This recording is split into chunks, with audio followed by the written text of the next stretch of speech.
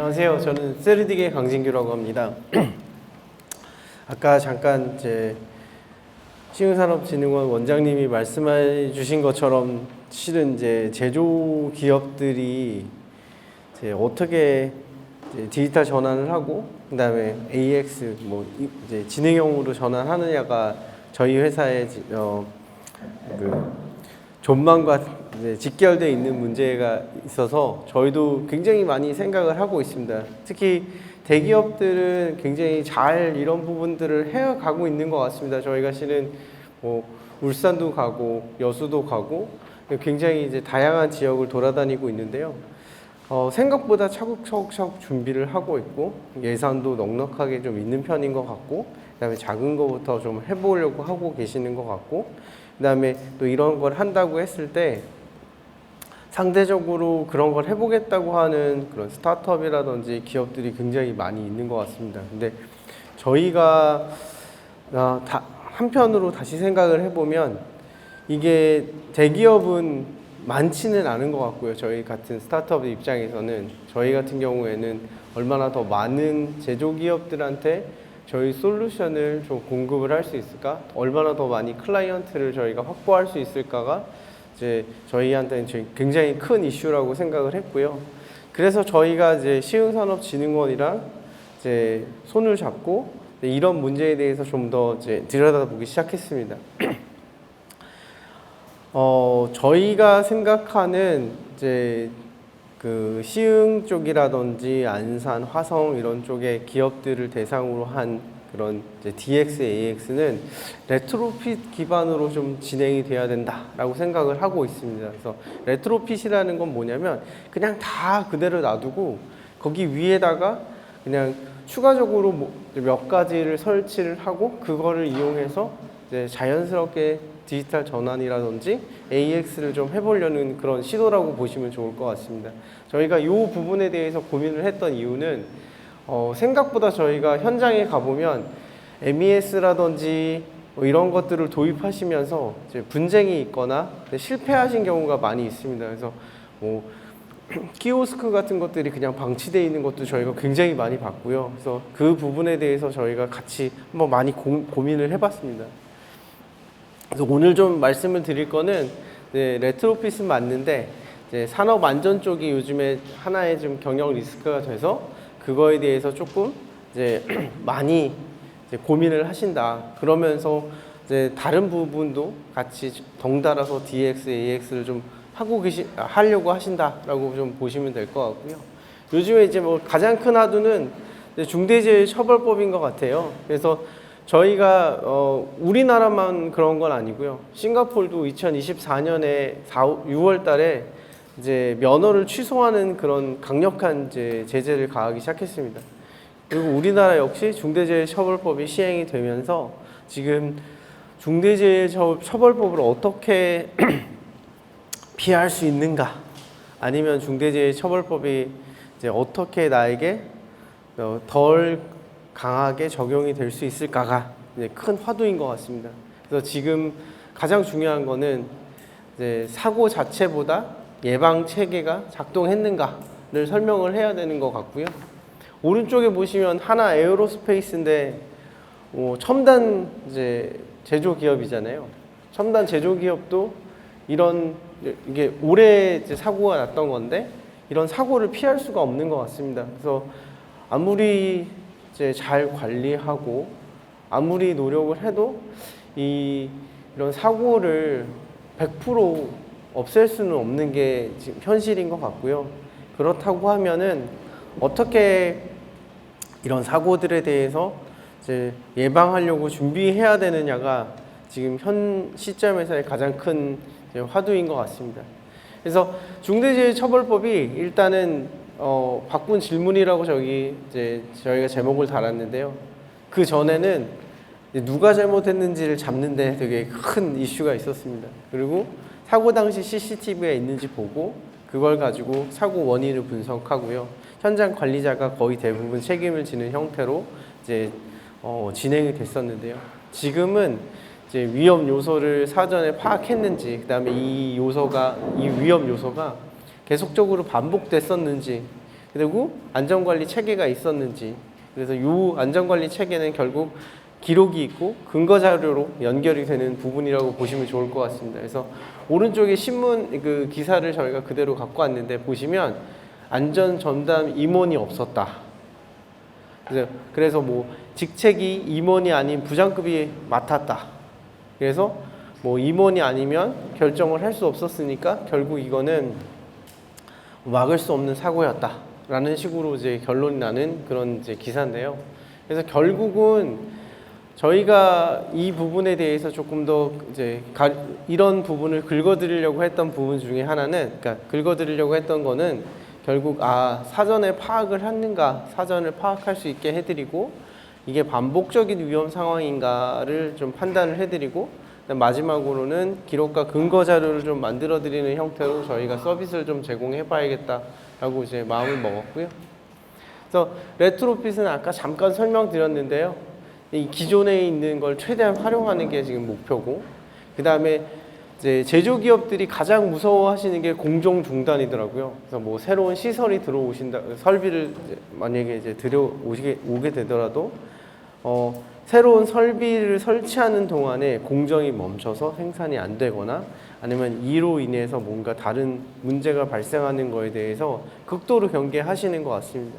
그래서 저희 같은 경우에는 그런 것들을 좀 없애야 된다. 물론 이제 저희가 뭐 잠깐 설치하는 동안에 뭐 사람이 움직이지 다니지 못하거나 아니면은 뭐 잠깐 뭐 이제 저희 작업을 위해서 뭐 시간과 공간을 좀 할애해 주셔야 되는 부분이 있을 수는 있는데 최대한 공정 중단이 없게 하는 것들이 저희 목표고요. 그 다음에 현장에 맞춰서 저희가 해야 되는 것 같습니다. 뭐 크게 제조기업을 뭐 도장, 뭐 절곡, 뭐 절삭, 그 다음에 뭐 용접, 뭐 다양한 이제 뭐 큰 카테고리로도 나눌 수 있지만 실제로 같은 뭐 프레스 기업이라고 해도 큰 데가 있고 작은 데가 있고, 그다음에 프레스들이 쭉 일렬로 이제 정렬돼서 이제 놓여진 데도 있고, 부분 들어간 곳도 있습니다. 그래서 저희가 봤을 때는 그 위험 상황이라는 것들이 그냥 막연히 그냥 공장에 아무데나 카메라가 있다고 되는 게 아니라 그 실제 위험 상황이 있는 그 부분에 카메라들이 좀 배치가 돼야 되는 것 같고요. 그 다음에 가장 중요한 거는 DX하고 AX를 하시려고 하실 때 대부분 한 번에 이 비용을 다 내야 된다고 생각하시면 그게 굉장히 큰 부담으로 좀 다가오시는 것 같아요. 그래서 미래에 대해서 확실히 보장할 수가 없는데 큰 비용을 내야 된다라고 생각하시기 때문에 이런 게 좀 잘 안 되는 것 같습니다. 그래서 저희가 좀 생각했던 방식은 작은 구역을 먼저 해보시고 괜찮으시면 서서히 넓히는, 확장해가는 그런 것도 좀 좋다고 생각을 하고 있습니다. 그래서 지금 현재 그 관제 시스템 아니면 이런 모니터링 시스템의 문제는 뭐냐면요.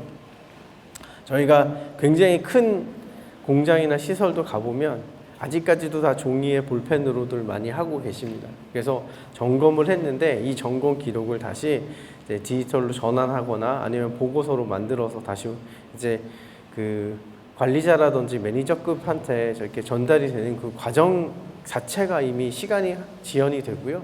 그 다음에 이것들이 다 정확하게 다 축적이 돼서 한눈에 다 알아볼 수 있거나 아니면 이게 아까 말씀하신 것처럼 그 인공지능을 위한 데이터로 축적이 되는 것들이 전혀 지금 잘 안 되고 있습니다.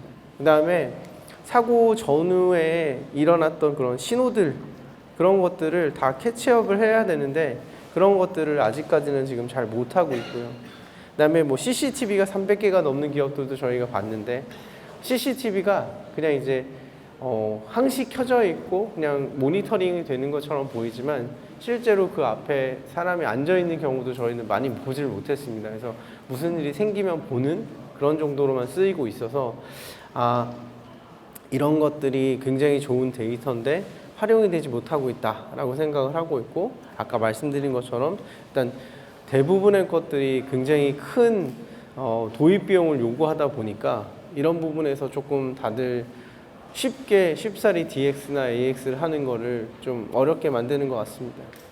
그래서 저희가 이제 최근에 이제 좀 소규모 제조 기업을 위해서 모델을 계속 만들고 있습니다. 그래서 저희 같은 경우에는 일단은 CCTV 같은 경우도 이제 더 값싸게 대체할 수 있는 그런 이제 카메라 모듈을 만들고 있고요. 그다음에 복합 환경 센서 모듈도 저희가 계속해서 만들고 있습니다. 그래서 아주 현장에 쉽게 그리고 값싸게 좀 제공할 수 있는 이런 하드웨어를 가지고 데이터를 좀 모으고 있고요. 이 데이터를 모아서 현장 맞춤형으로 저희가 좀 더 고도화해드리고 그리고 그걸 가지고 분석해서 결국은 꾸준히 지나고 나면은 그걸 가지고 이제 잠재적 위험성이 반복되는 거를 이제 저희가 확인을 하고 그걸 갖고 예지를 한다고 좀 할 수 있을 것 같습니다. 예지라는 게 참 되게 어려운 이제 이슈인데요. 예지라는 거는 일어나지 않은 일을 갖다가 저희가 이제 미리 예측하는 거, 그러니까 미리 알 수 있는 거지 않습니까? 그래서 그 예지 보전이라는 말을 굉장히 많이 쓰고 계시는데 저희가 봤을 때는 이 예지라는 것 자체가 굉장히 지금 현재 단계에서 상황이 일어났을 때 그걸 감지하는 이런 비전 AI나 이런 센서 기반으로는 예지라는 건 절대 좀 어렵다고 보고 있습니다. 뭐 소모품이 이제 끝나서 그거로 인한 문제가 생기는 거를 알 수 있다. 뭐 이런 것들은 타당한 이야기지만 비전 AI나 아니면 센서 기반으로 예지를 한다는 거는 조금 저희가 봤을 때는 어렵고 대신에 아까 말씀드린 것처럼 반복적으로 위험 행동이 일어나는 것들을 저희가 축적해서 그걸 기반으로 사람들한테 이제 그런 이제 알람을 줄 수 있다면 그게 하나의 새로운 예지가 되지 않을까라고 지금 생각을 하고 있습니다. 그래서 최근에는 저희가 더 초기 비용을 낮추기 위해서 노력하고 있는데요. 초기 비용을 낮추기 위해서 요즘에 저희가 하는 거는 하이브리드 사스 방식이라고 해서 초기에 하드웨어 비용만 이제 저희가 구축 비용으로 받고 그리고 나머지는 클라우드를 통해서 저희가 서비스를 진행하면서 이제 계속해서 업데이트도 해드리고 이제 관리도 해드리고 하면서 이제 초기 비용을 이제 대폭 낮출 수 있는 방향으로 좀 더 중소기업들을 위한 서비스들을 좀 제공하려고 하고 있습니다. 그래서 저희 같은 경우에는 이제 국내는 네이버 클라우드 통해서 지금 이제 서비스를 진행을 하려고 하고 있고, 그다음에 아까 잠깐 센터장님이 말씀해주신 것처럼 이제 시흥에 있는 이제 중소기업들을 대상으로 시범적으로 저희가 이번에 사스 서비스를 진행을 하고 있습니다. 그래서 저희가 다양한 지금 솔루션이 있고요. 솔루션을 이제 저희가 마음대로 하는 건 아니고 이제 기업들을 만나보고 기업들한테 필요한 솔루션을 저희가 먼저 한번 소개시켜 드리고 기업들에서 원하는 솔루션이 있으면 그것들을 모아서 패키징화해서 제공하는 형태로 지금 하고 있습니다. 그래서 최근에 시흥에서 하고 있는 것들을 잠깐 소개를 드리면 첫 번째는 이제 프레스 기업입니다. 자동차에 이제 문에 들어가는 이런 부품들을 만들어내고 찍어내고 있는 프레스 기업인데요. 그 프레스 기업 같은 경우에는 굉장히 재밌는 게 굉장히 큰 프레스들이 여러 개가 있고 동시에 그 한쪽에서는 용접도 하고 한쪽에서는 금형을 갖다가 이제 가공을 하는 부분이 있었습니다. 그래서 제일 크게 이슈가 되는 부분은 일단 용접하는 그 영역이 다른 영역이랑 이제 붙어 있다 보니까 혹시라도 거기서 이제 불이 나거나 아니면은 뭔가 이제 연기로 인해서 또 무슨 다른 문제가 생길 수 있다고 생각을 하셔서 일단 저희가 용접하는 부분에 대해서 용접하는 사람들이 용접법을 제대로 착용하고 작업을 하고 있는지를 좀 감지를 해드리려고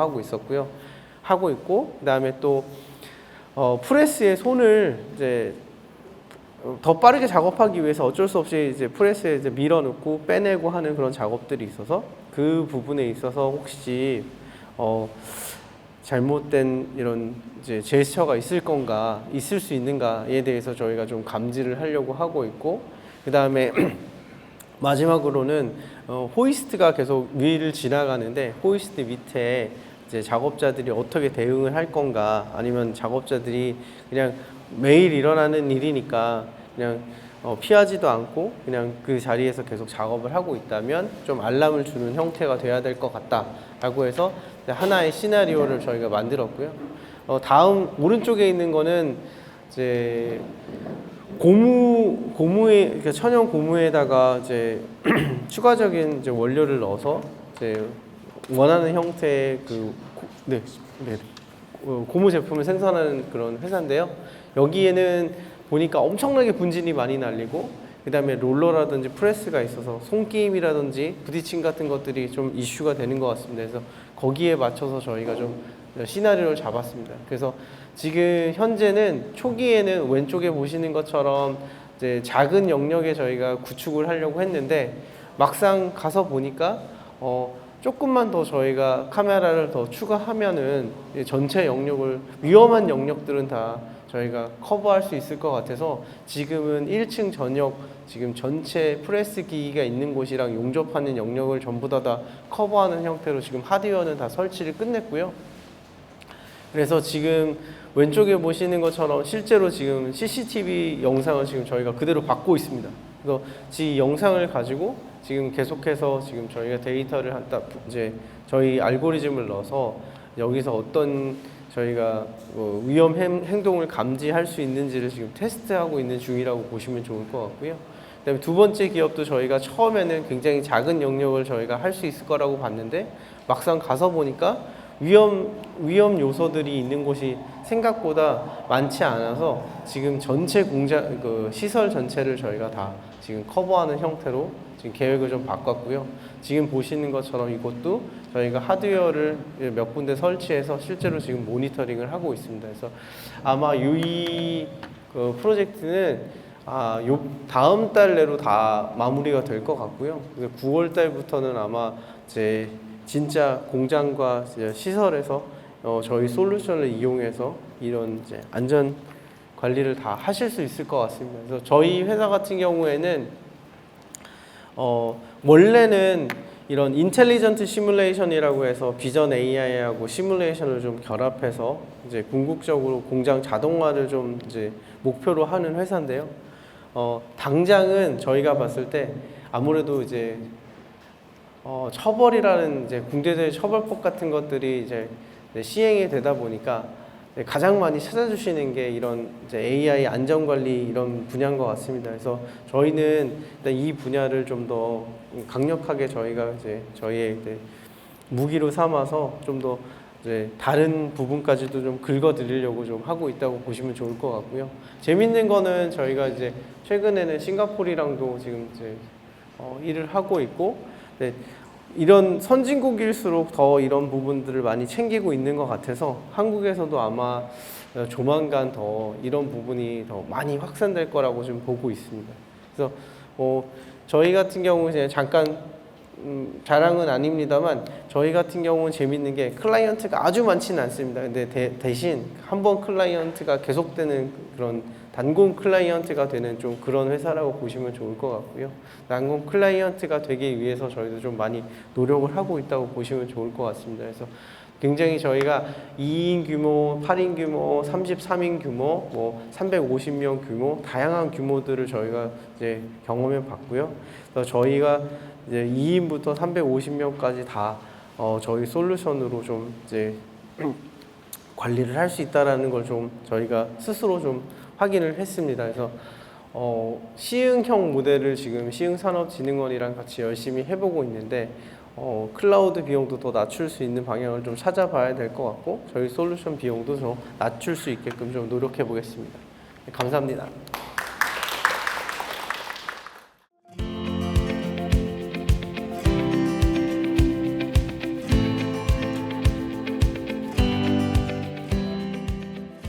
우선은 내용 중에 앞부분은 한국공학대학교에서 그 연구소 해당되는 내용이 있어서 간단하게 설명을 드리도록 하겠습니다. 공학원에 다음과 같이 연구소가 있고요. 이 중 제가 지금 맡고 있는 게 자율제조연구소입니다. 자율제조연구소 해당되는 부분이 이런 식으로 연구소가 이렇게 되어 있는데 저 빨간색에 있는 자율제조연구소가 제가 맡고 있습니다. 배경은 사실은 고숙련 노동력 감소에 따른 이제 현장 수요에 따라서 최종적 비전은 AI 기반 자율제조 기술을 선도하는 내용이 되어 있습니다. 자율제조 연구소는 조기 건물 보시면 아시겠지만 이 건물에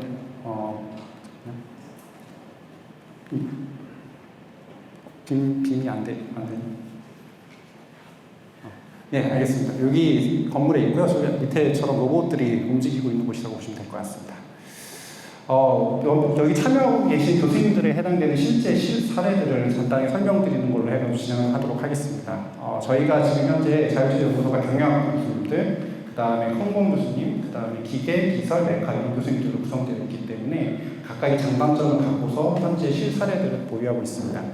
강지훈 교수님 같은 경우에는 맨 밑에 나와 있는 설계 개발부터 해서 최종적으로 추상까지 되는 공장 자동화에 대한 최적화 지금 실사를 보유하고 있는데 그 중간중간에 예를 들면 배터리의 잔여 수명이라든지 그 재료 쪽 분야에 대해서 물리 연구를 결합하고 있어서 진행하고 있다고 보시면 될 것 같고요. 권유 교수님 같은 경우에는 사실 투자 쪽에서도 AI가 적용되는 사례들이 존재합니다. 사실 자율제조와는 상관이 없지만 이런 사례들을 갖고서 지금 현재 반원시화에 있는 기업들에게 작은 기업들이지만 실제 어떻게 투자할 수 있고 실제 어떻게 운영할 수 있는지에 대한 최적화를 진행할 수 있다고 보시면 될 것 같습니다. 그 성신훈 교수님은 사실은 이제 삼성전자 그 자율제조 쪽에서 연구를 하시다가 오신 분이신데요. 그래서 전체적으로 피지컬 AI에 대한 제조물 최적화를 하고 담당을 하고 계시고 관련된 내용은 MES에 해당되는 내용들에 비롯해서 전체 디지털 트윈 플랫폼에 해당되는 개발을 진행하시고 계신다고 보시면 될 것 같습니다. 여기 신성준 교수님 같은 경우는 실사례가 대부분 삼성전자 사례이기 때문에 사실 제외했습니다. 기계공학과 김동찬 교수님 같은 경우는 여기 보시면 로봇들이 대부분 보이실 것 같은데요. 이 로봇에 해당되는 기반으로 한 디지털 트윈에 해당되는 것들이 실사되어 있는데 특히나 가공 쪽 관련된 내용들을 적용하고 있다고 보시면 될 것 같습니다. 여기 반원시와 이제 기계가공 쪽이 많으시기 때문에 사실 이쪽으로 적용을 해서 도움을 드릴 수 있지 않을까 싶습니다. 다만 사실 로봇을 활용한다는 것 자체가 사람의 인건비나 로봇이 더 싸지 않다는 고려가 있는데요. 이거는 사실은 서론살하고 있는 것 같습니다. 솔직하게 말씀드리면 서론살하고 있는 것 같은데요. 어쨌건 간에 최근 기술 동향들 자체가 피지컬 AI는 로봇에 기반되어 있다고 보시면 되기 때문에 이쪽에 해당된 내용을 간략하게 말씀드리겠습니다. 자, 김동민 교수님 같은 경우는 지금 동영상이 안 되는 내용 같은데 PDF로 해주신 거죠? 제가 파워포인트에서 다 동영상을 지금 갖고 있는데 여기서도 대부분 보면 로봇에 해당되는 운동과 그다음 또 하나는 사실은 디지털 트윈에 해당되는 내용 중에 자율제조 중에 어떤 내용들이 있냐면 자율제조가 사실 오토노머스 매니팩처링이거든요. 그렇기 때문에 실제 가공을 할 때 어떤 이상 현상이 발생하느냐 아니면 가공에 대한 특성이 어떻게 되느냐를 사실은 분석을 하면 그걸 조금 더 효율적으로 가공할 수 있거나 문제가 없게끔 가공할 수 있는 내용들이 있는데 그런 현상들을 개발하고 연구하신다고 보시면 되겠습니다. 그래서 오른쪽 밑에 있는 내용이 실제 가공 툴과 가공에 대한 현상들을 연구 개발하고 이걸 적용하는 내용이라고 보시면 될 것 같습니다. 자, 박성훈 교수님 같은 경우는 사실은 이제 자율제조에 해당되는 내용들에 해당되는 내용들을 주로 진행하시고요. 엔진에 대한 고장 진단 해당되는 내용입니다. 사실 이거는 자율제조는 좀 상관이 없고 좀 거리가 좀 멀 수도 있는데 실제적으로 자율제조에 해당되는 내용 중에 AX의 반영에 해당되는 내용들이 크기 때문에 그 관련된 내용들이 현재 진행되는 내용을 보시면 될 것 같습니다.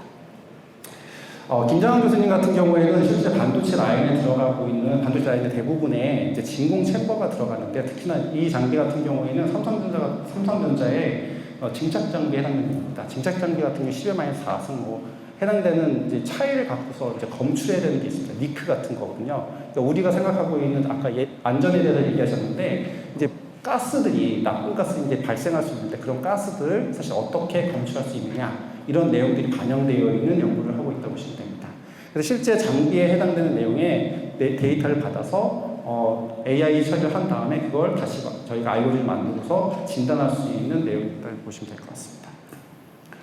김현 교수님 같은 경우에는 3D 프린팅의 자동화 시스템, 생산 시스템에 해당돼서 어떻게 구성을 하고 진행을 하는 것들에 대해서 진행되어 있고요. 이것의 적용은 사실 현재 링크 솔루션에 적용이 돼서 진행됐습니다. 좀 이따 동영상이 간단하게 있기 때문에 다시 말씀드리도록 하겠습니다.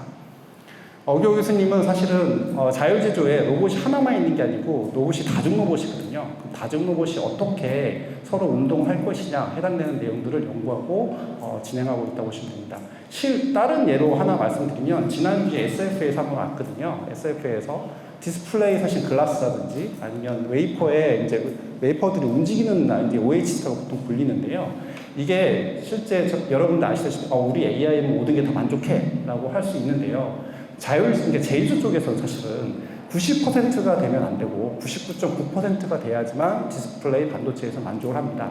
어떤 일이 발생했느냐? 한번 자율제조 쪽으로 해서 넣어봤는데 우리가 사람들이 이제 이런 갈아서라는 표현을 하기 그렇지만 1년 거기서 일하시는 분들이 엄청 열심히 일해서 현재 98, 99% 만들었어요. 그럼 AI를 적용해서 99.5%를 0.5%를 올리는 게 과연 효과적이냐라는 이슈에 의해서 사실 진행하지 못하고 있는 상황들도 꽤 많습니다. 그럼 여기 반원시화에서는 그럼 90% 만족시킬 것이냐? 99% 만족하실 것이냐? 그런 것도 사실은 함께 고민을 해야 되는 항목이 되지 않을까 싶습니다. 근데 사실 거기 안에 시스템이 하나만 있으면 사실 문제가 없거든요. 근데 시스템이 복잡하게 연결됐을 경우에 상당히 문제가 있다라는 게 현재 많은 사람들의 이슈입니다. 왜냐면 그 많은 시스템들이 언서턴치가 불확도가 너무 많거든요. 근데 그거는 사람의 머리를 아직도 AI가 쫓아가지 못하고 있다.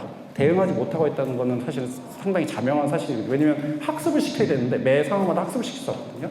그러니까 사람은 순간순간 학습할 수 있는 능력이 워낙 빨라서 이제 좋게 돼 있습니다. 근데 그러면 우리의 실증도, 우리 반원시의 실증도 그러면 하나만 갖고서 대표 모델을 할 것이냐, 아니면 계속 컬처스틱을 해줄 것이냐라는 것들도 서로 고민을 해야 되지 않을까 싶습니다. 그 다음에 이진희 교수님 같은 경우는 로봇에 대한, 아까 전에 이제 로봇이 하나의 대상이라고 말씀드렸는데 그 로봇의 어떤 경로라든지 로봇의 운동이라든지 로봇을 가리는 비전이라든지 비전 제어라든지 그런 연구를 진행하고 있습니다. 딥러닝 적용 사례가 사실은 이거는 이제 제 실험실에서 한 것들 한 몇 개를 진행했던 것들인데요.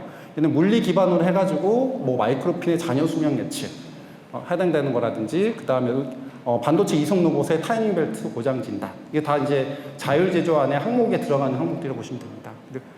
니크 검출, 웨이퍼 가속기, 감속기, 상태 모니터링 고장 진단, 그리고 SPI라는 게 보통 반도체의 그 리베팅 공정이거든요. 리베팅 공정에 해당되는 내용들. 그 다음에 초소형 배터리에서 이제 초소형 배터리라는 게 여러분도 알고 있는 이 블루투스 이어폰 있죠? 거기 들어가는 게 초소형 배터리인데 여기 손톱만 합니다. 손톱만 한 것에 이제 사실은 회로를 또 삽입을 해야 되거든요. 그때 레이저 웰딩을 하게 되는데 공정이 있는데 그 레이저 웰딩이 잘 되어 있느냐라는 검사하는 내용들도 있습니다. 그 다음에 로봇 관절부 고장 진단, 그 다음에 이송 로봇에 대한 고장 진단 등등등 다양한 실내들이 현재 진행되고 있다고 보시면 됩니다. 사실 여러분이 GPT가 사실은 처음에 1.0이 2018년에 나왔습니다. 챗GPT라는 이름으로 해서 2022년도에 나왔습니다. 4년밖에 안 됐거든요. 지금 여러분이 인지하고 있는 AI라는 게 사실은 실제로는 4년밖에 안 된 상황입니다. 왜냐하면 그 전에는 사실은 그러니까 GPT-1 이런 식으로 나와 있었거든요. 챗 GPT가 4년밖에 안 됐는데 저희는 이제 그 전에 사실은 일을 했던 내용이거든요. 근데 지금 제가 못 따라가고 있습니다. 그럼 반원시험 분들이 따라가실 수 있을까요? 네, 상당히 이 AI가 적용되는 자율제재 적용되는 속도, 그 다음에 여기에 알고리즘들이 과연 얼마나 실제적으로 인지될 수 있는지는 사실 고민을 해봐야 되지 않을까 싶습니다. 연구자로서요. 이런 내용의 다양한 내용들을 제 자료에 있으니까 한번 보시면 좋을 것 같습니다. 현재는 그래서 이제 이런 내용들이 좀 더 발전돼서 저희가 과제를 하고 있는데요. 광학 응용 장비 진단 및 보정에 해당되는 겁니다. 광학이라는 것은 사실은 검사 장비가 있고 가공 장비가 있습니다. 그러니까 검사 장비와 가공 장비를 각각 해당되는 게 가공이기 때문에, 그러니까 광학 시스템이 들어가기 때문에 그 광학 시스템에 대한 에이전트를 개발하는 사업이 존재하고 있고 향후에 여기 담당하신 교수님이 여러분들께 한번 발표하는 기회를 제가 갖도록 하도록 하겠습니다.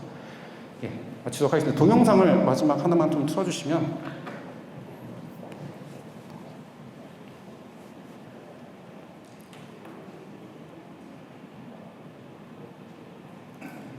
또 하나 제가 사실 진행하는 건 우리 그러니까 시화가 사실은 바이오 쪽이잖아요. 바이오 특화되어 있는데, 앞에 페이지만 잠시 먼저 멈춰주시면, 네. iPSC라고 해서 사실은 이제 세포 치료제에 해당되는 것을 배양하고 분화하는 과정들이 있어요. 근데 생물은 사실은 AI 하기 어렵다라는 게 사실 많이 나와 있는데, 최근에는 이 분야에 대해서도 AI를 적용하고 여기에 제조를 적용하겠다라는 내용이 존재합니다. 그래서 이제 각각의 하는 공정들이 어떻게 되고 있고 계측 제어에 대한 각각의 이제 뭐 사양들이랄지 이제 센서 데이터를 받는 사양들이 이제 되어 있다고 보시면 되는데요. 이런 것들도 사실은 우리 시화 쪽에서 이런 기업들이 많이 나오면 좋지 않을까라고 생각이 듭니다. 왜냐면 사실은 그 생물 쪽, 그러니까 생화학 쪽으로는 자율제조가 사실은 그렇게 많이 인지를 못하고 있어요. 아직도 사람들이 피펫을 하고 있고요. 그 다음에 그 손으로 해가지고 진행하고 있는 게 많거든요. 근데 왜 안 했냐고 여쭤봤습니다. 생물 쪽 왜 안 하세요? 그랬더니 이 공정이 하루 우리 제조한다 그러면 뭐 초단위, 분단위 이렇게 하잖아요. 그렇죠? 여기는 한 번 키우고 나서 하루를 기다립니다. 그러면 공정 하나가 로봇이 한 번 움직이고 하루 동안 기다려야 되는 상황입니다. 근데 이게 대량 생산이면 이제 내용이 달라지겠죠. 근데 대량 생산도 마찬가지로 세포가 커가는데 시간이 우리가 몇 초 이런 게 아니라 뭐 1시간, 2시간, 그것도 아니고 한 달, 뭐 이런 식으로 되어 있기 때문에 과연 어떻게 될까라는 이슈들이 존재하는데 그럼에도 불구하고 사람의 영향이 많기 때문에 이런 데다가 자율주행을 적용할 수 있겠다라는 내용을 하고 있고요. 또 하나는 사실은 여기가 그 부가가치가 엄청 높습니다. 들어가기가 어렵지. 부가가치가 엄청 높은 산업 중에 하나더라고요. 제가 뭐 아주 간단한 비이커 같은 것들도 여기에 뭐 기능이 들어가면 몇백만 원 이런 식으로 되어 있기 때문에 시화 쪽에서 좀 반월 시화에서도 이런 것들을 고려하면서 진행하면 어떨까라는 생각이 들어서 잠시 언급드렸고요. 저기 왼쪽에 보신 그 3D 프린팅 출력물 적체부터 해서 지금 진행하고 있는 내용을 보시면 됩니다. 그래서 저 중에 일부에 해당되는 것이 지금 링크 솔루션에 반영이 되어 있습니다. 쭉 동영상이고요. 오른쪽에 있는 거는 사실은 그 리베팅 공정에 대해서 전반적인 공정에 대한 자동화 해당되는 내용을 진행했던 내용입니다. 접착부터 해서 그러니까 본딩, 디스펜싱, 접착, 그 다음에 가열, 그리고 검사까지 진행하는 내용이 되어 있다고 보시면 되고요. 맨 밑에 있는 것이 이제 지금 현재 저희가 학교에서 고민하고 있고 지금 진행하고 있는 바이오 쪽에 해당되는 간단한 자율주행 테스트 베드에 해당되는 내용을 보시면 될 것 같습니다. 이상 발표를 마치도록 하겠습니다.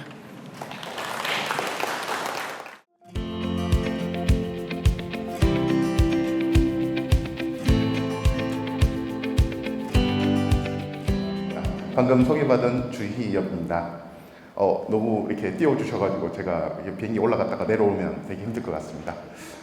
소개해 주신 것처럼 지금 전북 군산산단 그 해양 플랜트 쪽하고 그다음에 해양급 기자재 부품 쪽에 대해서 150개 기업에 대해서 AX 진단을 지금 수행하고 있고요.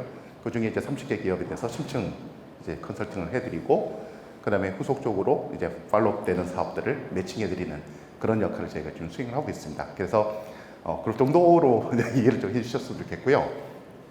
저희 기업은 기술사업화 전문 회사입니다. 그래서 AX, DX 컨설팅을 1년에 한 20건 정도를 해오고 있고 지금까지 한 200개 정도 기업을 저희가 서비스를 해오고 있습니다. 오늘 설명드릴 내용은 뭐 그런 경험을 베이스로 해서 좀 말씀드리도록 하겠습니다. 저는 이 장표를 되게 좋아하는데요. 이게 보통 우리가 제조기업이 어떻게 진화를 할 것이냐에 대한 로드맵을 보여주는 겁니다.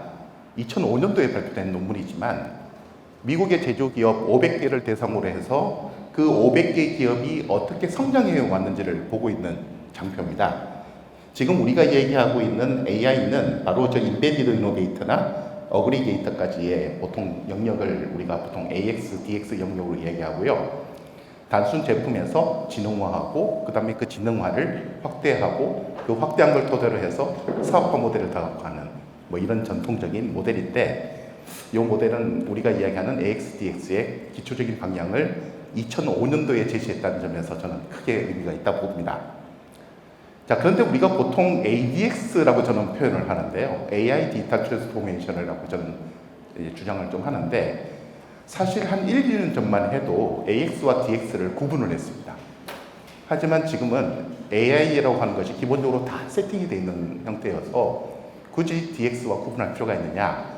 그런데 이 구분을 하는 이유는 컨설팅이나 이 솔루션을 제공하는 관점하고 실제로 제조기업에서 생각하는 관점이 사뭇 다릅니다. 뭐 궁극적인 목적은 AI나 디지털 기술을 이용해서 혁신을 한다라고 하는 그 어프로치는 같지만 어디에서 출발하느냐, 솔루션에서 출발할 것이냐, 아니면 현장에서의 문제를 해결할 것이냐라고 하는 관점에서 출발점이 조금 다르다라고 말씀드리겠습니다. 그러면 우리가 보통 ADX를 이야기하려고 그러면 현재 수준에 대해서 그럼 어떻게 파악을 할 것이냐라고 하는 이 기본적인 진단이 이제 필요하겠죠. 그래서 보통 이 ADX 역량 진단 모델이라고 하는 것은 이 성숙도라고 하는 것으로 해서 그 기업이 얼마나 준비가 되어 있는지를 이제 들여다보는데요. 이 모델은 지금 산업부가 추진하고 있는 AI 팩토리 사업의 일환으로 저희가 성과를 만들어낸 겁니다. 그래서 지금 이 모델을 가지고 현재 산업부가 추진하고 있는 AI 팩토리 사업의 12개 업종에 대해서 공통적으로 제공하고 있는 진단 모델이고요. 이거를 개선을 해서 이번에 전북 산단에 적용을 한 겁니다.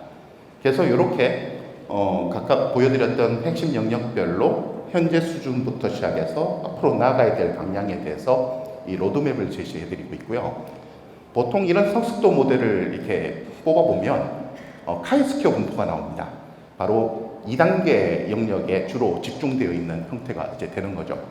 그래서 이런 2단계 역량을 이제 하기 위해서 이렇게 단순히 이제 기업의 응답률 제고와 응답의 편의성 그리고 정확도라고 하는 것이 사실 트레이드오프 관계가 있다 보니까 최대한 정성적인 항목이 아니라 정량적인 항목으로 측정할 수 있도록 해주고 그 결과값을 토대로 해서 현재 수준의 기업의 현재 수준과 탑러너라고 우리가 부르는 상위 5% 기업의 위치를 어떻게 차이를 보고 그리고 그 단계를 어떻게 나아가도록 할 것이냐라고 하는 것을 뽑아내는 게 어떻게 보면 이 역량 진단 모델의 핵심입니다. 저희 같은 경우에는 이렇게 AI 에이전트를 하나 만들어서 실제로 컨설턴트가 가지고 있는 본인의 노하우에 초점이 맞춰 있는 과제를 뽑는 게 아니라 기업의 관점에서 내가 무슨 문제를 해야 될지에 대한 라인업을 뽑아주는 게 더 중요하다고 생각을 해서요. 한 10분 정도의 노력을 들이면 기본적인 추진해야 되는 과제의 목록과 RFP 레벨로 지금 뽑을 수 있도록 저희가 설계를 해서 지금 아까 말씀드렸던 전북 산단에 지금 서비스를 하고 있습니다. 자, 그러면 지금 제가 좀 앞에서는 그냥 간단한 방향을 좀 말씀드렸고, 그럼 보통 우리가 ADX를 그럼 어떤 형태에 적용을 할 거냐라고 하는 관점에서 봤을 때 시장과 역량을 기반으로 해서 두 가지 축이 나올 것 같습니다. 그러면 보여드리는 것처럼 규모 확대를 할 거냐, 축소 위기의 타겟층을 전환할 거냐, 아니면 기존 경쟁력 강화를 할 거냐, 이런 예시를 가지고 우리 기업에서 할 수 있는 체계들을 예시로 한번 이렇게 적어놨으니까요. 시간상 설명은 안 하고 이걸 한번 읽어보시면 우리의 사례는 어디 영역에 포함되니까 어떤 걸 하면 되겠다, 이렇게 한번 고민해 보시면 되겠습니다. 어떻게 보면은 이 센터장님께서 아마 저한테 요청하신 건 이게 아닐까 생각이 됩니다. 이거는 지금 최근 제조 기업이 가지고 있는 가장 고질적인 문제이자 핵심적인 문제, 바로 숙련 공유슈입니다. 아마 지금 AI 팩토리 사업에서도 아마 암묵지 전환 사업이 많이 지금 발표가 됐고, 아마 올해는 시범 사업이고 내년부터는 조 단위의 예산이 투입될 거니까 약 한 20억에서 30억 규모의 지원 사업이 아마 내년에 다량으로 나올 겁니다. 그때 저희도 이 암묵지의 필요성에 대해서 이 민간 기업하고 그냥 사전에 자체적인 투자를 통해서 지금 진행하고 있는 사업입니다. 그래서 지금 워킹 중이고요. 사실 NDA가 걸려 있어서 이 자료는 제가 발표 전에서 원래 빼야 되는데 설명을 듣다 어쨌든 지금 발표에서 다 들어가 있습니다.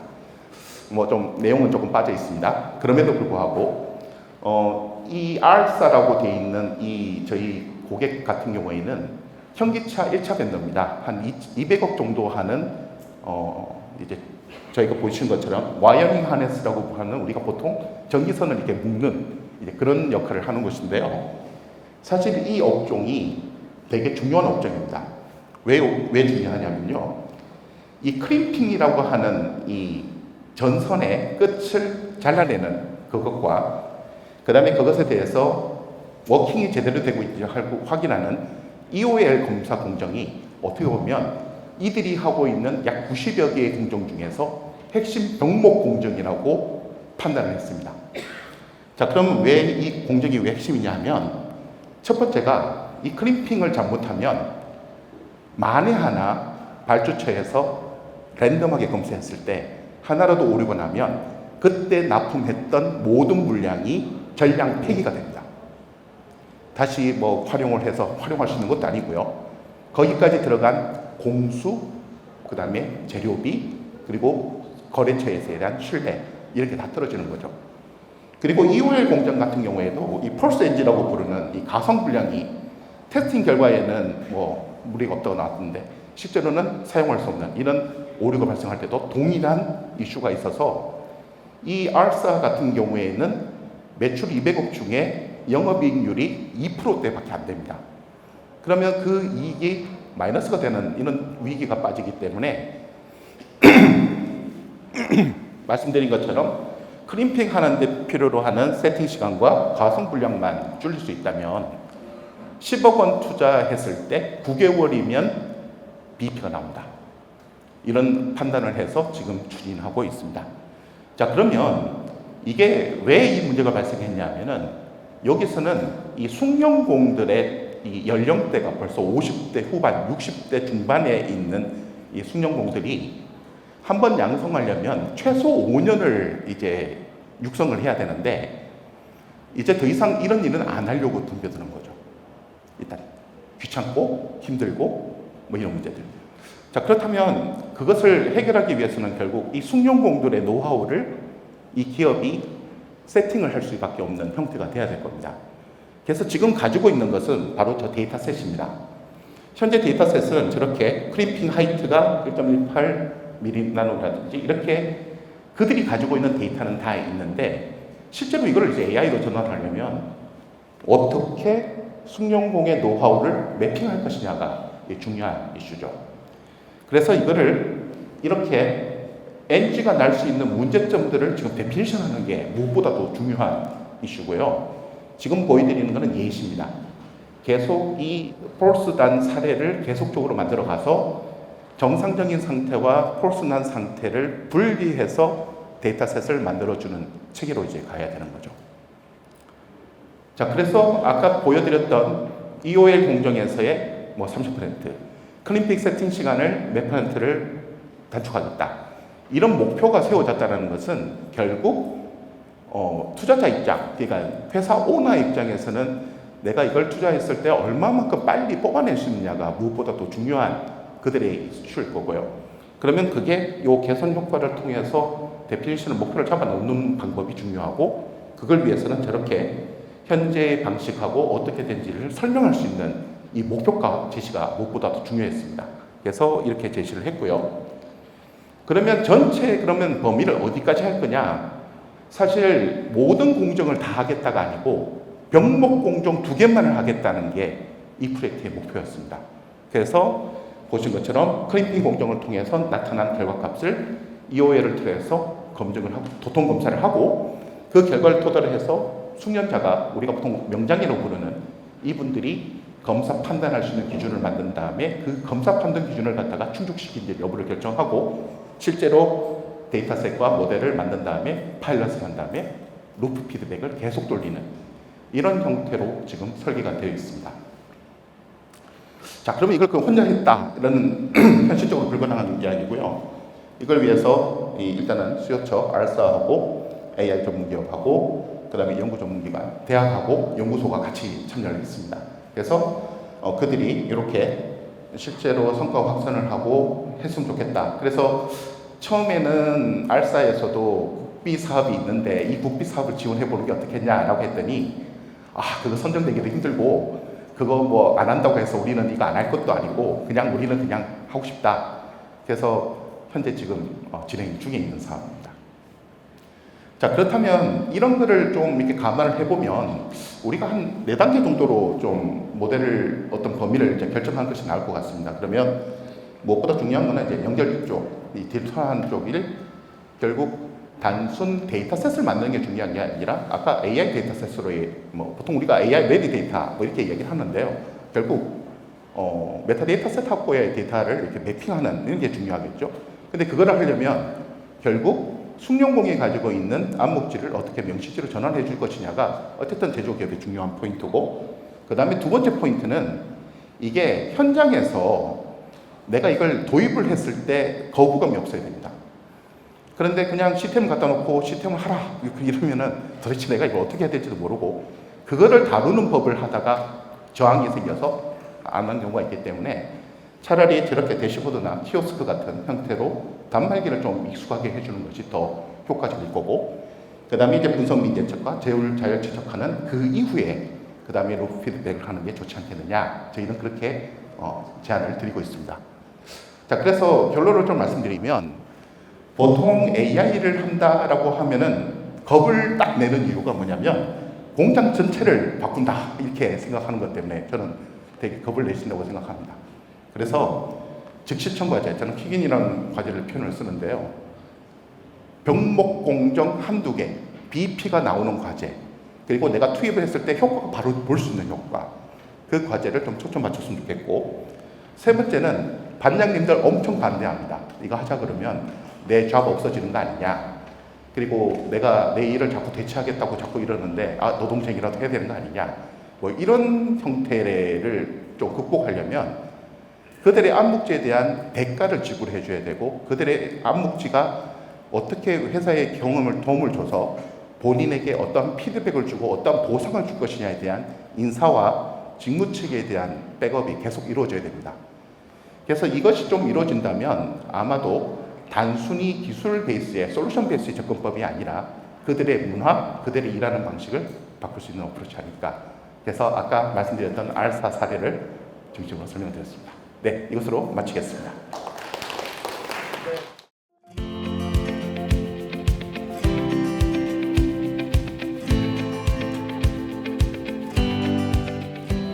네, 안녕하세요. 방금 소개받은 네이버 클라우드에서 제조사업 담당하고 있는 나창현 매니저라고 합니다. 반갑습니다. 오늘 포럼 순서를 되게 잘 짜신 것 같아요. 그러니까 오늘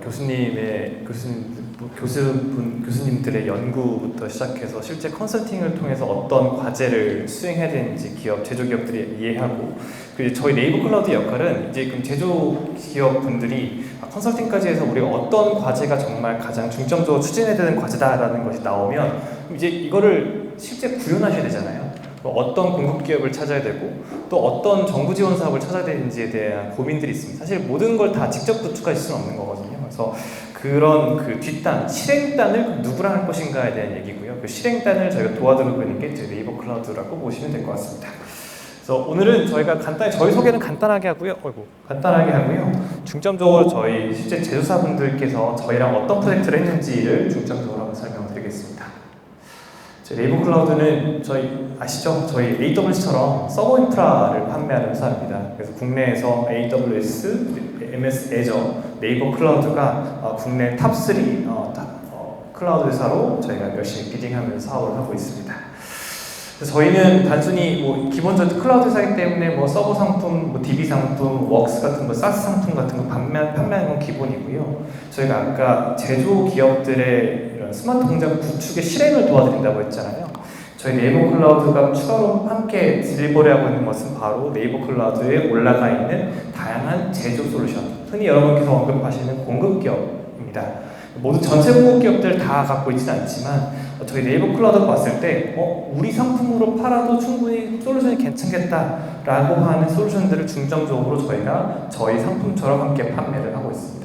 하면서 저희가 열심히 사업을 진행하고 있고요. 저희 오기 전에 한번 카운트를 한번 해봤더니 요 시흥산업진흥하고 함께 하면서 이게 시흥 소재 제조사분들 10개 제조사분들을 저희가 직접 중기부 스마트 공장 사업을 하든지 아니면 시흥시에 있는 지원 사업을 하면서 직접 이렇게 구축하는 것들을 저희가 많이 지원해왔다라고 보시면 될 것 같습니다.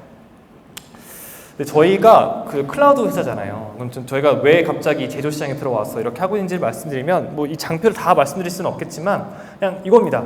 중소제조사가 직접 AI를 구축하기 어렵습니다. 관리하기도 어렵고 구축하기도 어렵기 때문에 결국에는 그 중간에서 누군가가 인프라를 구축하고 유지보수할 수 있는 사업자가 필요하거든요. 그래서 보시는 것처럼 직접 IT 인력을 구축하지 않으셔도 되고요. 직접적으로 보안 환경이라든지 또 어떤 AI가 필요한지에 대해서 직접 다 구현하지 않으셔도 됩니다. 이런 것들을 네이버가 이미 갖고 있는 인프라라든지 네이버 위에 올라가 있는 다양한 이미 시장에서 검증된 솔루션들을 이제 잘 이용하시면 되도록 저희가 네이버 클라우드가 도와드리고 있습니다. 그래서 단순히 인프라 회사를 넘어서 저희가 지향하는 바는 조금 더 제조사분들이 우리 기업에 맞는 공급 기업들을 찾을 수 있는 플랫폼으로 저희가 자리매김하고 있다라고 보시면 될 것 같고요.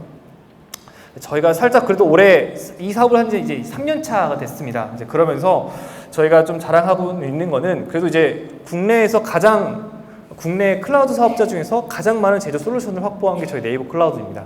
실제로 정부 사업들, 이제 클라우드 전환 사업들 했을 때 거의 점유율이 거의 90%가 넘거든요. 그만큼 웬만한 이제 제조 솔루션사, 공급 기업들은 다 네이버 클라우드 올라가 있다라고 말씀드리고 있고요. 저희가 올해 수행한 이제 정부 사업들 보니까 30건 정도 스마트 통장 사업을 수주했고요.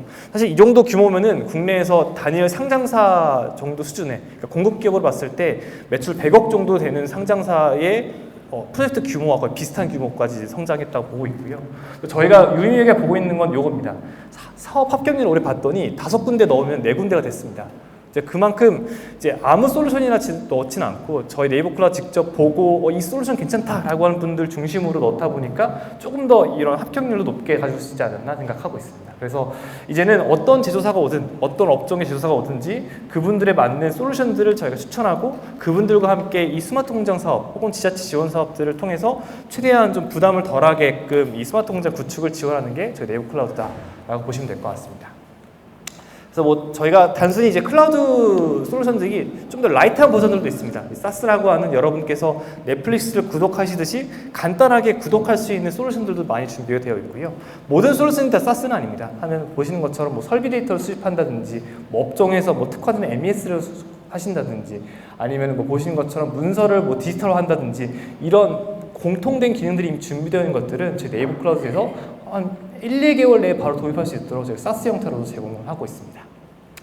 그래서 저희가 이제 시흥시랑 많이 하는 것들은 이런 매칭 사업입니다. 그러니까 사실 제조사 1,000억 미만의 제조사분들이 가장 어려워하시는 거는 이 공급기업이 도망가지 않을까, 이 공급기업이 제대로 할 수 있는 기업일까에 대한 신뢰성에 대한 문제, 그러니까 신뢰에 대한 정보에 대한 비대칭이 존재하는 시장입니다. 그래서 그 비대칭성을 해소하기 위해서 저희가 시흥사업진흥을 처음 시도했던 게 이런 매칭 사업이고요. 제조사분들이 굳이 코엑스까지 갈 필요 없습니다. 그냥 저희 시흥산업진흥원의 강당에 모여서 혹은 저희 서울대 캠퍼스, 시흥 캠퍼스에 모여가지고 이렇게 저희가 제조사분들이 계시면은 본인들이 만나시고자 하는 공급기업들을 다 사전에 저희랑 협의해가지고 다 세팅하고요. 돌아가면서 30분 단위로 A, B, C, D 공급기업들 만나면서 이 공급기업이 우리가 맞는지 안 맞는지를 다 파악해 볼 수 있고요. 그리고 만난 다음에 이 공급기업들을 실제로 네이버 클라우드 상에서 무상으로 다 POC 할 수 있도록 저희가 다 비용까지 지원해드리고 있습니다. 그래서 왜 정부 사업이 왜 이렇게 많이 되나요? 라고 말씀하신다면은 이 정부 사업을 진행하기 전에 이미 여러 공급기업들을 만나게끔 해드리고요. 그 공급기업을 실제로 현장에 적용하는 것까지 네이버 클라우드가 다 비용을 지원합니다. 그렇기 때문에 이미 정부 사업 지원하기 전에 이 기업에 대한 확신이 어느 정도 있는 상태로 들어가기 때문에 조금 더 이런 사업 수주율이 높지 않나 저희는 바라보고 있습니다. 그래서 저희가 이제는 이제 직접 이런 플랫폼까지 만들어서 중기부와 함께 전국에 있는 공급기업들의 풀을 다 확보하고 있고요. 이 사이트 내에서는 보시는 것처럼 이 제조사와 공급기업들이 어떻게 만났고 이 제조사가 공급기업들을 어떻게 평가했는지에 대한 데이터베이스가 다 쌓이고 있습니다. 그래서 이 데이터베이스는 저희한테 가장 의미가 있는 게 결국에는 이 업종의 고객사가 다시 오셨을 때 어떤 솔루션들이 가장 적합한지를 다시 평가할 수 있는 지표가 되더라고요. 그래서 이 DB들을 계속 쌓아가면서 저희는 계속 정부 사업을 준비를 하고 있습니다. 그래서 뭐 사례 중심으로 오늘 요청하셔가지고 좀 몇 개를 가져왔는데요. 일단 3가지 정도 고객사를 가져왔습니다. 여기는 이제 시흥시는 아니고요. 공장이 시흥에도 있고 안산에도 있는 고객사인데요. 여기는 이제 삼성 반도체 쪽에 들어가는 이제 그 PCB 제조할 때 들어가 화학약품을 제조하시는 고객사입니다. 매출 한 700억 정도 되시는 고객사이고요. 여기 같은 경우에 생산을 처음 지시부터 시작해가지고 나갈 때까지 모든 과정들이 다 수기로 진행되고 있어가지고 공정마다 그냥 그 체크리스트를 다 전달하면서 하고 계시더라고요. 그러니까 매출력 대비해서 너무 디지털화가 안 되어 있더라고요. 그리고 디지털화가 안 되어 있다 보니까 당연히 우리 뭐 설비가 문제가 생겼을 때, 우리 뭐 어떤 뭐 품질 불량이 생겼을 때 트래킹하는 것들이 안 되고 있는 문제가 있었는데요. 이 고객사 같은 경우에 총 4억 단위, 4억짜리 사업에서 수주하셨던 고객사이고요. 사업 구축 규모는 일단 기본적으로 전체 공정을 다 디지털화하는 거, 전산하는 것들, MES 구축하는 걸 다 클라우드 기반으로 구축하셨고요. 그다음에 이걸 바탕으로 이제 예지 보전, 가장 중요한 건 이쪽에 이제 화학 약품을 계속해서 섞는 공정이다 보니까 이 섞는 모터가 고장나면 이제 공정이 멈춰버리는 문제가 있었습니다. 그래서 이 모터를 항상 상시 모니터링할 수 있는 요 사스 기반의 AI 예지 보전 서비스를 같이 넣었고요. 근데 여러분께서 보시면은 보통은 이제 MES만 구축하더라도 보통 4억 금방 씁니다. 근데 신기한 거는 이제 MES 이외에도 이런 사스 서비스까지 같이 넣었다라는 거는 이제 그만큼 저희가 클라우드 기반을 했을 때 제조사 입장에서도 훨씬 더 비용 효율적으로 구축할 수 있다라는 사례로서 저희가 말씀드리고 있다라고 보시면 될 것 같습니다. 그래서 이게 이제 올해 구축이 다 끝나가지고 이제 오픈을 한 사례이고요. 이거는 저희가 이번에 올해 사업이 된 것 중에 하나인데 여기 현대차 2차 벤더입니다. 2차 벤더고 매출 한 200억 정도 되는 고객사이고요. 여기는 이제 보시는 것처럼 25개의 설비 라인이 있습니다. 근데 있는데 문제가 뭐냐면 25대 설비 중에서 한 대만 이 설비에 대한 모니터링과 데이터 수집이 되고 있었어요. 근데 문제는 이제 현대차에서 이제 오디시 나오는 거죠. 이제 뭔가 품질에 문제가 생겼을 때 이게 어떻게 생긴 문제인지에 대한 트래킹을 요구하는데 설비 데이터를 수집하지 않으니까 나머지 24대에 대해서는 다 블랭크가 생긴 영역이었거든요. 그래서 저희가 이제 모든 나머지 24대 설비에 대해서 다 클라우드 기반으로 설비 데이터를 실시간 수집하고 이게 어떤 상태인지를 모니터링할 수 있는 솔루션들을 구축해 드렸거든요. 근데 이 사업비가 총 얼마 들었을 것 같으세요? 딱 1억 원 들었습니다. 네, 클라우드 기반으로 한 설비당 월 구독료가 50만 원 수준이었거든요. 그래서 이미 잘 구축된 클라우드 기반 솔루션들을 잘 이용만 하면 이렇게 좀 비용 효율적으로 도입할 수 있다라고 하는 사례입니다. 근데 여기는 또 이제 또 재미있는 사례인데요. 여기는 이제 라면 용기 제조하는 회사입니다. 여기는 매출 한 200억, 300억 정도 하시는 회사이고 농심, 신라면에 들어가는 그 용기를 다 제조하는 회사입니다. 여기도 문제가 뭐냐면 여기도 설비는 여러 가지가 있는데 너무 이기적이고 이렇게 투자를 계속해서 하셨던 거죠. 너무 이기적이고 문제는 또 이제 여기 같은 경우에 이제 가장 품질을 검사할 때 가장 중요한 게 비전 데이터로 이제 품질을 검사하시거든요. 근데 문제가 이거예요. 비전 검사를 하는데 문제가 발견됐어요. 그런데 이 설비에서 왜 문제가 생겼는지 전혀 이거를 역추적하지 못하는 상황이셨거든요. 그래서 저희가 이제 여기서 4억짜리 사업이었는데요. 일단 첫 번째로 클라우드상에서 비전 검사 체계를 구축했습니다. 실시간으로 비전 검사한 모든 데이터가 클라우드에 쌓이게끔 첫 번째로 구성했고요. 두 번째는 여기 설비 데이터가 전혀 수집되고 있지 않았습니다. 그래서 이 15대의 설비에 다 클라우드 기반으로 설비 데이터를 수집한 걸 다 수집했습니다. 자, 재밌는 거는 비전 검사하고 이 설비 데이터가 다 클라우드에 모이니까 이 두 개 데이터를 같이 혼합할 수 있게 됐습니다. 이 비전 검사에서 문제가 생겼는데 얘가 문제는 어떤 설비에 생겼구나라는 것들을 추적할 수 있게끔 된 사례거든요. 그래서 이런 사례들도 이제는 비전까지도 클라우드에 올라가서 이렇게 스마트 공장 사업을 하고 있다. 여러분께 한번 보여드린 사례로서 한번 저희가 보여드렸습니다. 여기 같은 경우에는 가장 좋은 거는 오퍼레이터 분이 이제는 그 설비 옆에 항상 있을 필요가 없으신 거죠.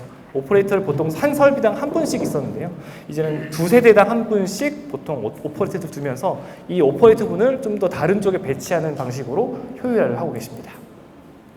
그래서 저희는 이렇게 사업을 하고 있고요. 올해 사업은 사실 많이 끝났습니다. 근데 이제 저희가 내년도 사업도 또 함께 준비하면서 더 많은 라인업, 좀 더 업종별로 특화된 라인업들을 준비하고 있거든요. 그래서 내년도에도 함께 좀 많은 사업들을 할 수 있도록 저희도 준비하도록 하겠습니다. 감사합니다.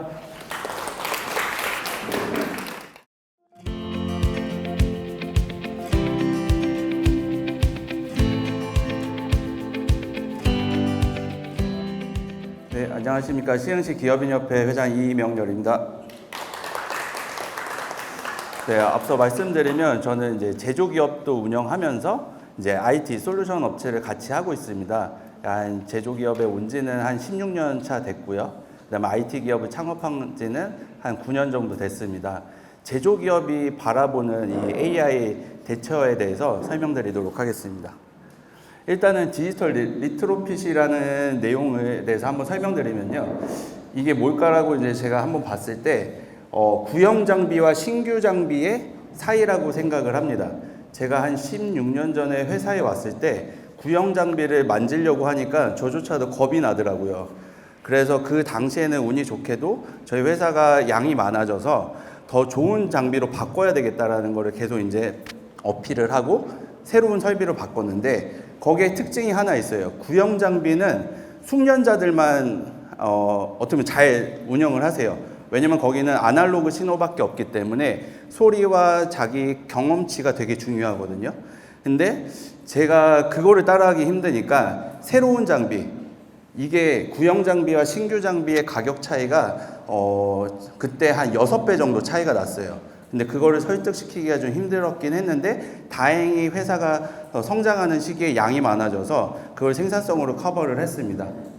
그럼 신규 장비의 특징은 뭐냐? 비싸면 왜 비싸냐라고 이제 어떻게 물어볼 수도 있잖아요. 비숙련자도 잘 사용할 수 있는 게 고가 장비입니다. 그래서 옛날 구형 장비에 아날로그로 이렇게 움직였던 거를 신형 장비로 하니까 디지털로 입력해서 새로운 직원이 와도 금방 숙련자의 한 80%까지 어떻게 생산성을 만들어내기 합니다.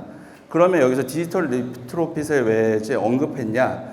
시화공단에는 많은 기업들이 구형 장비를 쓰고 있습니다. 그럼 그 회사들이 모든 걸 다 신형 장비로 바꿀 수 있느냐?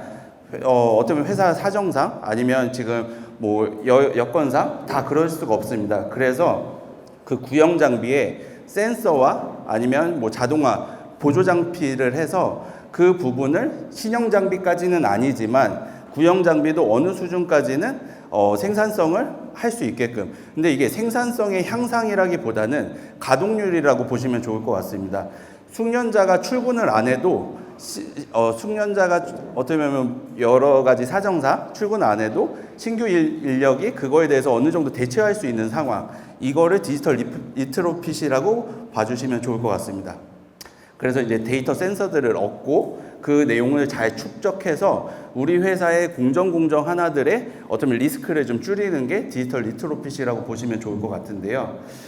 제조 현장에는 이런 큰 이슈들이 있습니다. 현장과 사무실의 소통이 좀 잘 안 되는 경우와 그 다음에 같은 내용들을 하지만 담당자에 따라서 이런 업무 효율들이 좀 다릅니다. 그리고 요즘에 계속 언급되고 있는 숙련자들이 먼저 운영을 하고 있고 옆에 젊은 직원들이 이제 옆에 보조를 하듯이 어떻게 보면 그런 암묵지에 대한 전달. 근데 앞서 말씀드린 것처럼 신규 장비로도 어느 정도 해결할 수는 있지만 모든 걸 다 해결할 수는 없습니다. 솔직히 저 개인적인 입장에서는 제조기업의 한 70-80%의 공정은 일주일 정도 배우면 다 할 수 있습니다. 특히 외국인 근로자들이 와서도 빨리 안착해서 어느 정도는 하고 있거든요. 근데 나머지 20%를 채우기 위해서 엄청난 돈을 투자하는 거는 제 개인적인 생각에서는 70-80% 먼저 하고 그 다음에 20%를 해서 투자를 하는 게 낫지 그 70-80% 단계별로 하는 게 낫지 않을까 싶습니다. 결국은 제조기업도 뭐 어쩌면 사무 영역이랑 똑같다고 생각합니다. 데이터가 다 단절되어 있기 때문에 지금 이 모든 현상을 극복하기 위해서는 데이터가 제일 중요하다고 생각을 합니다. 그래서 이 부분을 연결시키는 게 지금 DX, AX라고 생각을 하는데요. 이건 안산에 있는 사례인데 솔직히 저도 제일 우수했던 사례라고 생각을 해서 시흥 사례가 아니지만 안산 사례를 넣었는데요. 저기 보시면 철판을 가위로 이렇게 잘라주는 슬리팅 작업입니다. 저 설비가 거의 지금 이 교육장만 합니다. 근데 설비 가격이 한 10억에서 20억 정도 되는데 그 부분을 어떻게 보면 새로운 설비를 투자하기에는 솔직히 이 ROI를 뽑기가 쉽지 않았습니다. 그래서 저기 보시면 저기 안쪽에서 이제 이제 공장장님이 계시는데 이 회사의 사장님의 항상 큰 고민은 이 공장장만 알고 있는 그 슬리팅 조건이 있어서 이 사람이 아프거나 다치거나 솔직히 술 먹고 좀 늦게 나오면은 어떻게 보면 공장이 납기가 어떻게 보면 워런티가 안 되는 거예요. 이제 그런 부분들에 대해서 고민을 많이 하다가 이 장비에 센서를 달았어요. 그래서 그 센서의 그 조건값들을 누구나 볼 수 있게끔 여기에는 회사의 저 공장장님 위에는 현장이 다 외국인 근로자만 있었거든요. 그러니까 이 공장장님이 외국인 근로자한테 친절하게 가르쳐 줄 이유도 없었고 대화 어떻게 보면 언어도 안 통했죠. 그래서 1차적으로는 이 시각화 작업을 먼저 했습니다. 그 다음에 한 거는 그 당시에 GPT가 이제 막 이제 보급되면서 그 필리핀 직원들한테 GPT를 하나씩 나눠줬어요. 그러다 보니까 그 사람들이 솔직히 우리나라도 예전에 사우디 가고 독일 가셨던 분들이 다 지식인이셨잖아요. 외국인 근로자들도 생각보다 지식이 되게 높습니다. 근데 그 친구들이 이 데이터를 보면서 하는 것들을 하나씩 하면서 내부 회의를 하기 시작을 했다고 합니다. 그래서 지금은 그 공장장이 휴가를 가도 공장은 정상적으로 돌아가고 있다고 합니다. 그래서 앞서 말씀드린 것처럼 생산성을 두세 배 늘리는 그런 생산성 향상이 아니라 숙련자가 없어도 우리 회사의 생산성을 한 70-80%로 꾸준히 유지할 수 있는 우수 사례라고 해서 설명을 드렸습니다. 그 다음에는 또 여기에다가 비전 검사기를 두어서 어떻게 보면 이제 차별화 전략을 한 거죠. 내 생산성에 어떻게 품질 관리도 있지만 고객사한테 우리 회사는 이렇게 AI로 품질도 관리한다. 이런 것들을 어필하면서 이제 제조기업이 또 영업을 하고 있습니다. 지금 저희 회사 사례인데요. 그러면 이런 설비에다가만 꼭 해야 되냐? 여기 시화공단의 많은 중소기업들은 설비 베이스가 아니라 사람 베이스로 일하는 데들 많습니다. 저희 회사도 저 엘리베이터 부품을 이렇게 만들고 사람이 육안으로 검사하는데 사람도 실수할 수도 있고 누락할 수도 있잖아요. 그래서 5개의 웹 카메라를 두어서 그 카메라로 사방을 찍고 걔가 AI로 인식해서 제대로 갔는지 이런 걸 합니다. 이런 부분에서도 이제 저희 좀 활용을 했습니다. 근데 많은 분들이 중소기업은 꼭 현장만 많이 강조를 하세요. 제 개인적인 생각은 그 현장은 저 수많은 공정 프로세스 중에 일부거든요. 중소기업에서도 고객사랑 소통해야 되는 영업부도 있고 품질부도 있고 관리부도 있고 여러 가지 구매부도 있고 있습니다. 그런 프로세스들도 같이 고려가 돼야 되지 않을까 싶습니다. 그래서 저희 회사에서 시행했던 사례는 사무실에 로봇을 놓자. 현장에 이미 로봇을 놨으니 그 다음 단계는 사무실에 로봇을 놓자. 요즘에는 모니터에서 이루어지는 모든 활동들은 다 AI가 대체할 수가 있습니다. 이게 한 5년 전에 RPA라는 개념으로 자동화 개념을 저희가 시도를 했었는데요. 그런 것처럼 어떤 특정 솔직히 중소기업에서 우수 인력을 구하기가 유지하기가 힘들잖아요. 그 다음에 엑셀 실력이 그 회사의 관리 실력이다라고 하듯이 이제 그런 부분들을 좀 대체했던 사례입니다. 실제 저희가 컨설팅하는 업체들의 내용을 분석해 보면 위에 쪽은 시스템으로 관리하고 있는데 밑에 쪽은 문서나 엑셀로 관리를 합니다. 그러니까 데이터가 나눠져 있으니까 어떻게 보면 AI가 돌아갈 수도 없고 어떻게 보면 각 개인이 그 데이터를 가지고 있으니까 실시간 소통이 안 돼서 나오는 그런 비효율이 생각보다 많습니다. 그래서 그 사람에 의해서 어떻게 보면 디지털 레트로피 하는 과정에서도 여기는 도어 업체인데 설치 기술자가 가지고 있는 그런 내용들을 다 시스템에 집어넣어서 이 내용들을 기록하게끔 했던 사례입니다. 그래서 다음 현장에 다른 사람이 가도 똑같은 내용들을 할 수 있게끔 이제 그런 데이터 단절들을 이제 제거했던 사례고요. 그 다음에 이제 제가 제조를 하다 보니까 제가 있는 엘리베이터 영역에 뭐가 없을까라고 봤는데 엘리베이터 점검도 저렇게 사람이 2명이서 하고 있어요. 2인 1조로. 근데 거기도 사람 구하기가 힘들거든요. 그러니까 숙련자가 그 엘리베이터 현장을 여러 번 갔으면 아 여기는 5층에서 뭔가 좀 이상했었지 이런 부분들을 빨리 찾는데 또 새로운 사람이 또 가면 그런 부분들을 이제 어떻게 보면 그냥 넘어갑니다. 그래서 이런 부분들을 좀 고쳐야 되겠다라고 해서 여기다 소음진동 여기 생산기술연구원 박사님들이랑 같이 연구하면서 R&D를 했었는데 똑같아요. 제조 현장이나 우리 모든 다른 영역에서도 이런 숙련자들의 그런 경험치 이걸 디지털 기록화해서 다음번에 다른 사람도 똑같이 그런 행위를 할 수 있게끔 했던 사례입니다. 저희가 최근에 작년 겨울 방학부터 서울대 라이즈 사업단이랑 시흥기업이랑 연결시켜드려서 했던 사례가 있어요. 여기는 석박사 학생들이 같이 기업이랑 협업해서 자기의 문제점을 풀 수 있는지를 했는데 여기에 컨셉은 그거였어요. 요즘에 젊은 친구들이 AI를 더 잘 활용합니다. 그래서 석박사 친구들이 AI 부분들을 거의 대부분이 그 인터넷에 있는 데이터 가지고 연구를 많이 해요. 그래서 저희가 실제 오픈할 수 있는 그런 공장들을 섭외를 해줘서 실제 그 기업 데이터를 가지고 그런 것들을 빨리 찾는 건데 생각보다 잘 합니다. 그래서 요즘에는 뭐 클로드 한 달에 5만 원이면 거의 박사급의 모든 회사에 한 명씩 다 있다라고 생각하시면 되는데요. 저렇게 이제 데이터를 오픈해주지 않는 불친절한 장비 회사들이 있어요. 그 회사 데이터를 가지고 오기 위해서 OCR을 활용했던 사례고요. 또 비전 검사하는 건 되게 많은데 여기도 그 이모님이 계속 육안으로 보던 것들을 어떻게 그 라인을 유지하면서 별도로 이렇게 좀 개선해야 되는가를 했을 때 로봇팔을 이용해서 뒤집기도 하고 거기서 비전으로 하는 것들을 한번 POC를 했던 사례였고요. 그 다음에 여기는 그 장비를 만드는 업체예요. 근데 장비를 조립하는 과정을 어떻게 남겨야 될지 몰라가지고 이렇게 고민하다가 요즘에는 웹카메라나 카메라들이 되게 소형화되고 있거든요. 카메라를 달고 여기다가 그 조립하는 과정을 녹음을 합니다. 그럼 그거를 매칭을 시켜서 여기서 작업지 시설을 만드는 그런 방식을 취했는데요. 왜냐하면 장비를 만들어서 이제 해외에 수출하거나 아니면 지방에다 하면은 그 부분들을 이제 어떻게 보면 전달해야 되는데 이런 부분들을 좀 객관화해서 했던 사례입니다. 그리고 여기도 시흥 소재 기업인데 시흥 소재 기업도 요즘에 휴머노이드를 하려고 도전하고 있는 기업들도 있습니다.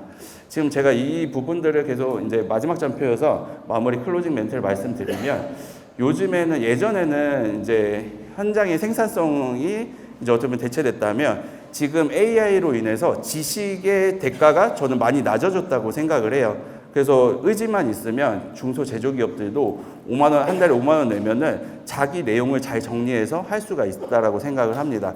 지금 어떤 제조기업 입장에서는 어떤 새로운 트렌드를 강요받기보다는 내 내용을 잘 정리하는 게 되게 중요한데 예전에는 그걸 잘 못하셨어요, 제조기업들이. 근데 여기 대표님들이 직원들한테 시간을 주고 그 구독료를 주시면 자기 내용을 누구보다 다 잘 정리할 겁니다. 그 정리된 내용을 가지고 기업들, 공급 기업들을 만나게 하면 어쩌면 이런 시흥시에서 빠른 혁신이 일어나지 않을까 싶습니다. 이상 제조기업 입장에서의 디지털 전환에 대해서 설명드렸습니다. 감사합니다.